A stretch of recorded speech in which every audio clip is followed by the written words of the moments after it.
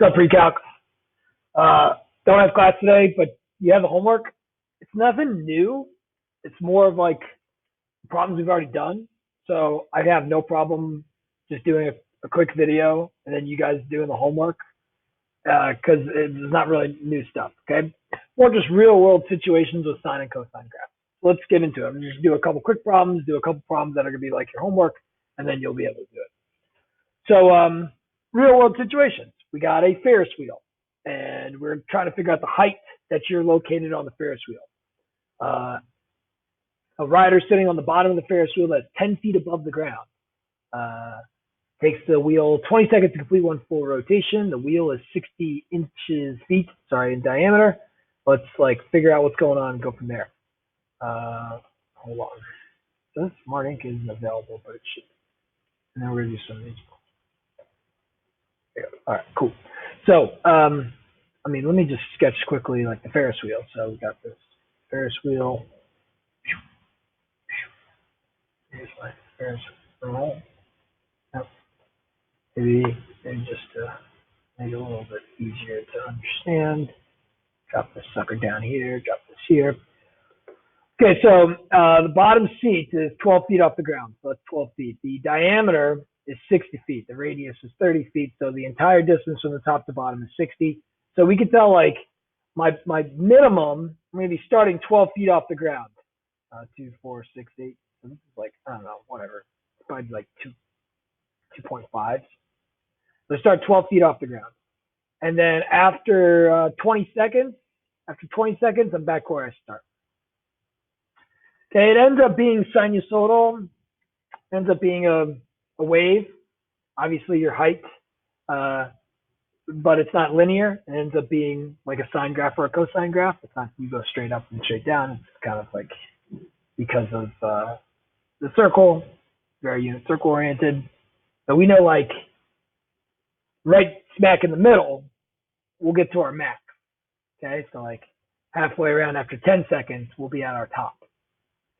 Okay, so that's going to be a height of 72. If I'm at 72 after 10 seconds.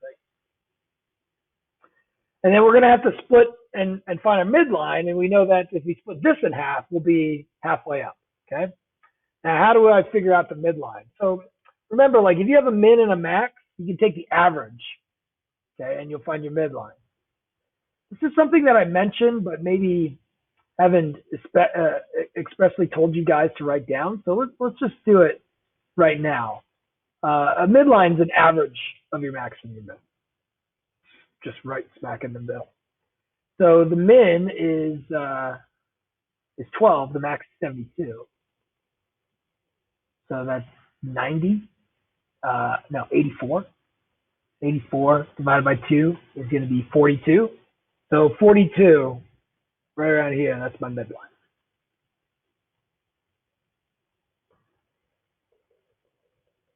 Okay, this is 12, this is 72. 12, 4, 60. Cool. So if we split into quarters and we start at the minimum, we'll get to our midline a quarter of the way through. That's at 5. That's the midline between 0 and 10. That's the midpoint between 0 and 10. And then 15. And here's my graph. It's how do I figure out this graph? There's multiple ways to do it. We always know that there's multiple ways to do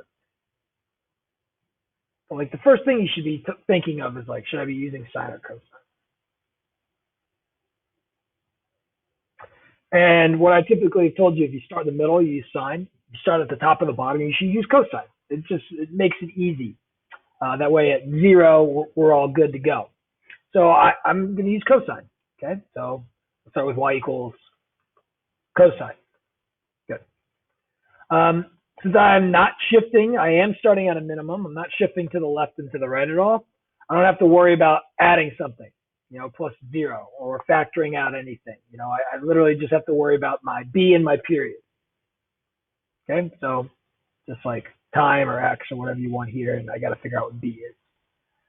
Amplitude, we can kind of find just looking at our graph.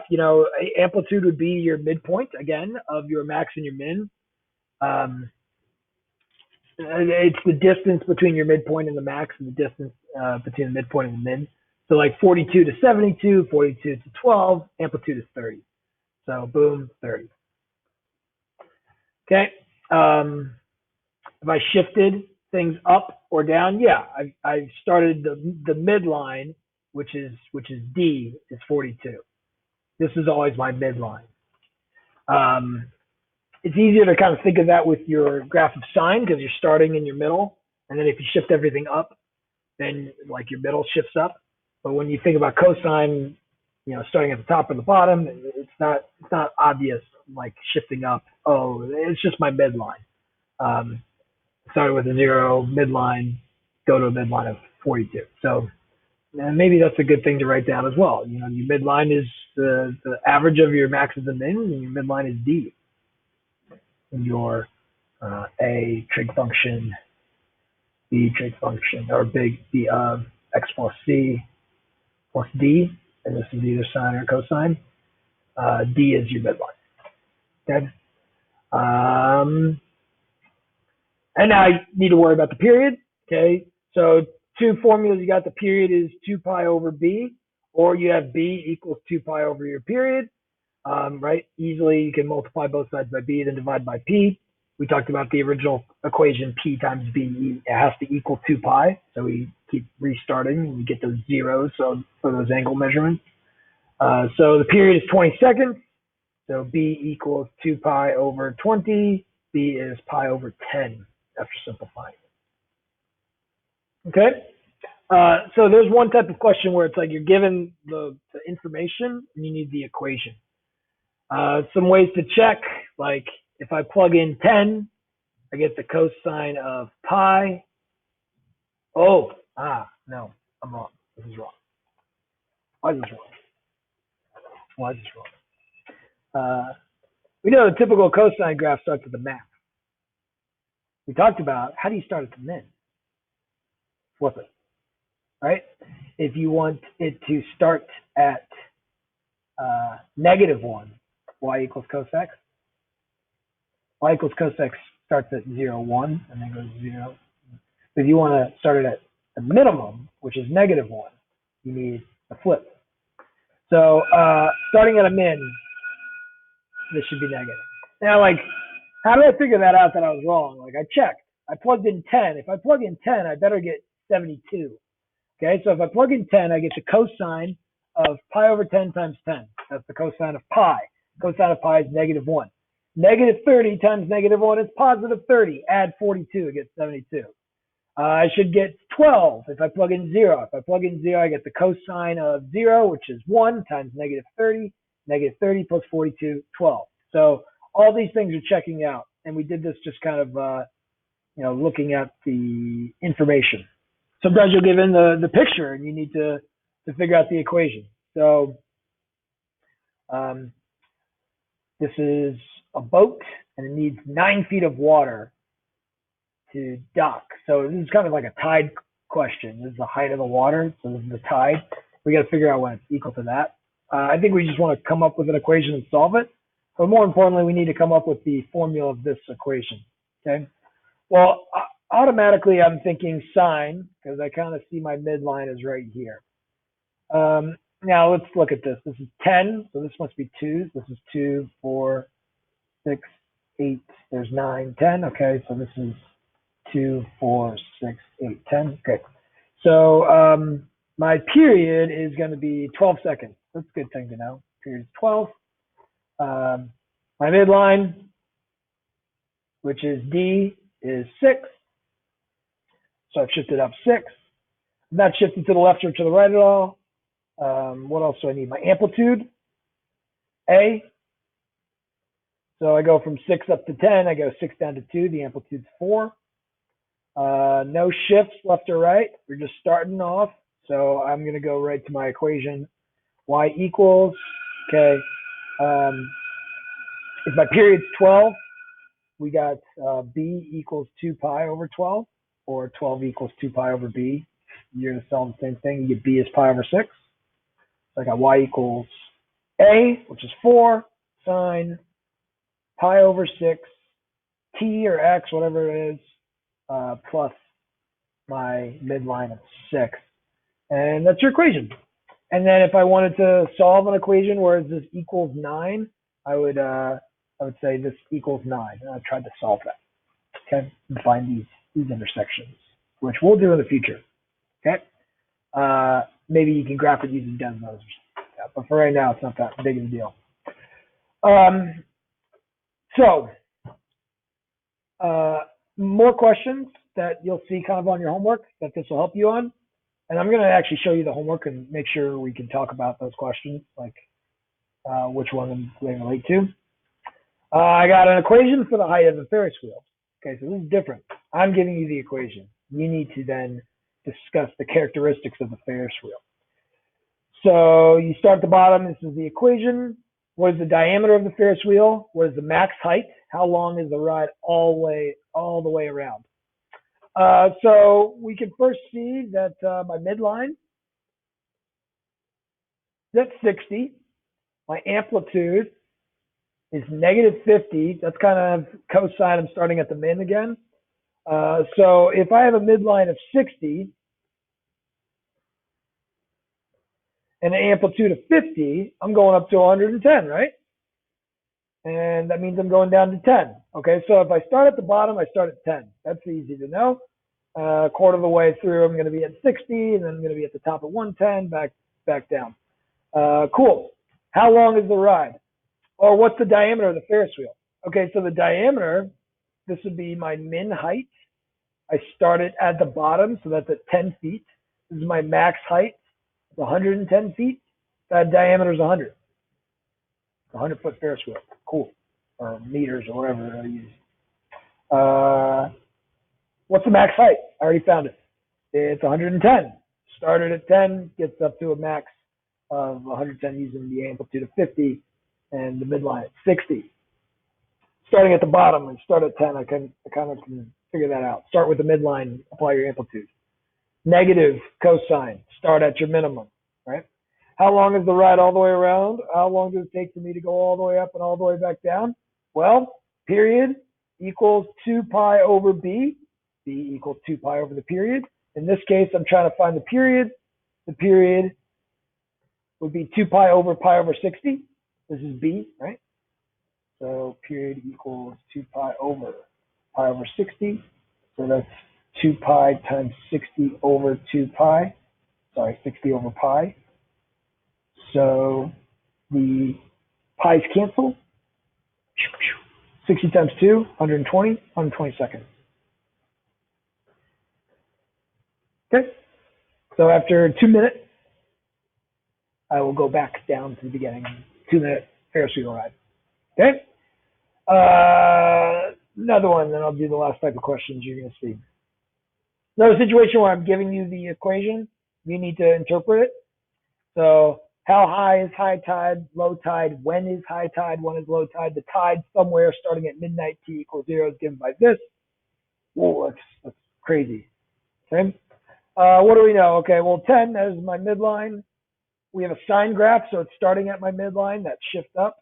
8 is my amplitude. Let's just start with how high high tide is and how high low tide is. So midline of 10. I have an amplitude of 8, which means I'm going up to 18. I'm going down to 2.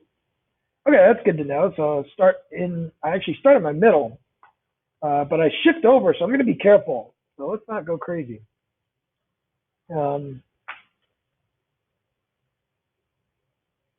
I shouldn't shift it at all. No, I like what I did here. But I shifted things over a little bit. So at least we know how high tide is. It's going to be 18 feet or whatever I'm using. I don't know. Maybe say inches and feet. Okay, so 18 feet. How high is low tide? 2 feet. Okay, now, question is, when is high tide, low tide? This is where it gets tough. Okay. So, let's shift this so that this is in a form that we know kind of where we started. Okay. So if I factor out 2 pi over 25, that's going to help me. Now, that means I need to take 5 pi over 25 and divide it by 2 pi over 25. Okay. And I get 5 pi over 25 times 25 over 2 pi. These numbers don't work out nicely, and I wish I was better than this. I should have did like 6 pi. Well, I'm going to change that to 6. Sure, 6 pi. Okay, 6. Okay, so the 25's cancel, the pi's cancel, 6 divided by 2 is 3.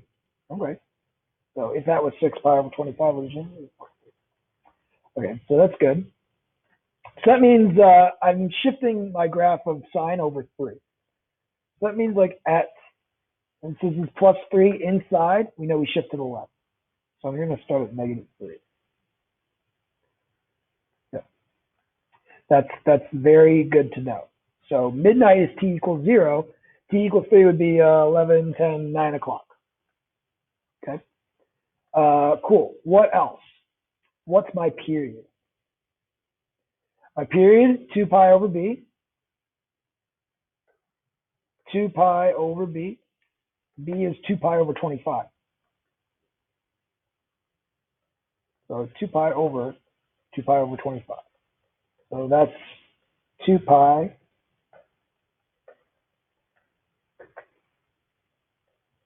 times 25 over 2 pi, 25. Okay. The period is 25. So starting at -3, my shift, I'm going to end, if I add 25 to -3, I'm going to end at 22. Okay. This is actually accurate. Tides repeat themselves, not 24 hours on the dot. It's actually like closer to 25 hours. So it's not every 6 hours you have like highs and low tides. It ends up being like closer to 7. Interesting stuff. If you live on a beach, you probably know that. You guys don't live on beaches, so you don't know that. So anyway, here we go. We're ready to kind of graph things. Now, like if the period is 25, it's tough to split that into fourths or even the halves, which stinks because that's kind of what we need to do. An easy way to figure out like where every single point is to split it into fourths. If the period is 25, what would be a fourth of a period? Well, 25 over 4, what's that going to be? 6 1/4. Okay? So like 3 plus 6 1/4 is going to be 3 1/4. I use mixed numbers. 3 1/4 plus 6 1/4 is going to be 9 1/2. I think that smack dab between -3 and 22 is 9 1/2. Let's see that. How can you figure out what's smack dab between two numbers? By the average, 22 plus -3 divided by 2. That's going to be 19 divided by 2. That is 9 1/2. Okay, cool. Add 6 1/4. So that's going to be 9 plus 6 is 15. So that's going to be 15 3/4. And add 6 is 22. So it's a sine graph. I'm going to start in the middle. I'm going to get to my max at 3 1/4. Get back to my middle at 9 1/2. Drop to my min at 15 3/4. Go back to my start at hour 22. So the questions are like, when is high tide? When is low tide? High tide is at 3 1/4 hours, which will be 3:25. High is at 3:25, 3:15. Sorry, 25. 3:15. When is low tide? At 5 3/4 hours, 15 3/4 hours. So 15 ends up being subtract 2, 3 o'clock. So this is 3:45. You know, these are fun, tricky questions that you got to figure out. Things, find the midlines, understand amplitudes, understand the period, divide that into fours, or find midpoints to go from there. So you'll see questions like that. This one's a little bit complex. I wrote this one up because you guys are prepared for it. The other types of questions you'll see are things like this, where it's like, I'm giving you an equation and I ask you to shift that equation. Instead of taking the original the parent equation, sine and cosine. Like take this equation and shift that. It's like so I'm already starting at a shift to the right of pi over 2. I want to shift it more to the right. Well, like, let's think about this. If I'm at pi over 2 and I want to shift it to the right pi over 2, I need this number to go. I kind of need to add to that number pi over 6. So I get to this number here. So it's almost like I forget about the minus sign. I know I'm shifting right, and I'm shifting right even more. But I'm just going to take that pi over 2 and add pi over 6. Now we should be comfortable adding these things together because of our knowledge and awareness of common denominators. 3 pi over 6 plus a pi over 6 gives me 4 pi over 6, which simplifies to be 2 pi over 3. So if I shifted to a right pi over 6, I should be getting to 2 pi over 3 in my equation, which would be my new equation. Okay, so that's cool. You'll see that on your homework. And then the last question. If I take this, transform it into this, what is the transformation? Well, I can see the midline is different. So I know I'm going to go up 2. Amplitude's the same, so I don't have to worry about that. There's no period change. That's good. All there is a change is in I'm shifting. Okay, so periods are going to be 2 pi. So here I started at pi over 6. Maybe I'm like just going to think about this on a number line. So pi over 6. And I end up at 13 pi over 12. So my new start is 13 pi over 12. How much did I shift? How much did I go to the right? How do I figure that out? Don't graph. It's not necessary. You kind of like, you know, this graph started at +4, amplitude 3. This graph is going to start where with an amplitude of 3. You know, it's up 2. We already got that. But like, how much is this? Well, how do you find out this distance that you added? Just like in the previous question, like I told you, you shifted that much and you just added those two numbers together. Well, to find this distance, you subtract 13 pi over 12 minus pi over 6. That's how much you're going to shift things over. To find a distance between two numbers, you can subtract the numbers. So again, how do you figure this out? You change this into common denominator. That's 13 pi over 12 minus 2 pi over 12. And that's 11 pi over 12.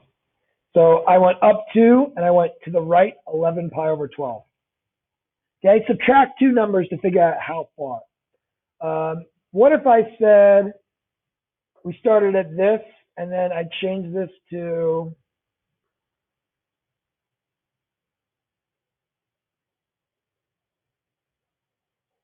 that? How do I figure that out? Okay, well, started at pi over 6 to shift to the right pi over 6. But then my new equation, the plus pi, so that's a shift to the left, and I end up at negative pi. Okay? What's the difference between the two? Well, pi over 6 minus the negative pi will give you the distance between the two. So that's pi over 6 plus a positive. So turn this into 6 pi over 6. Add a pi over 6, you get 7 pi over 6. So I shifted to the left, 7 pi over 6. Plus the ups and downs and stuff like that. So like, let me show you the homework really quickly. 5 questions. I don't want you to cheat. I want you to do this. Like, this is not bad. So I take this equation, I translate it, pi over 6 units left. Okay, so that means I'm going to the left. You're going to subtract. Like if you start here at a pi over 2, and then I need to shift it left, well, just subtract pi over 6 to figure out where you're going to be instead of adding. So take pi over 2, subtract pi over 6. Don't take negative pi over 2. Take pi over 2, subtract pi over 6. This one, number of hours of sunlight is modeled by this equation. X represents the number of weeks after the summer solstice. What is the minimum number of hours of sunlight at this location? Okay, so the number of hours of sunlight here. Well, you kind of see where your midline is, and you see your amplitude. So in this, I don't really care about the period. I just care about the max and the min, because the max would be the maximum number of hours of sunlight, and the min would be the minimum number of hours of sunlight. So you just have to start your midline, apply your amplitude of adding 6.4, subtracting 6.4. In this case, since it's the minimum, you're going to subtract 6.4. And there you go. That's the minimum number of hours. Diameter of the Ferris wheel. We just did this problem kind of situation where it's like, here's my midline, here's my amplitude, add, subtract. You'll be able to find your diameter by taking the max and the min. You'll be able to figure out where the min is, where the max is. Yeah. Here's the question that I just kind of asked. This gets transformed into this. Well, you go from negative pi over 8 to 7 pi over 6. Like, how much did you shift over? You could subtract those two numbers. Also, you see the plus 8 turns into a plus 1, so the midline shifts. And then this is the same thing. It's like, what's different about this? That's an easy question. Okay, so hopefully you understand that. I don't think that's too bad. And I'm going to try to figure out how to stop recording. Good luck out there.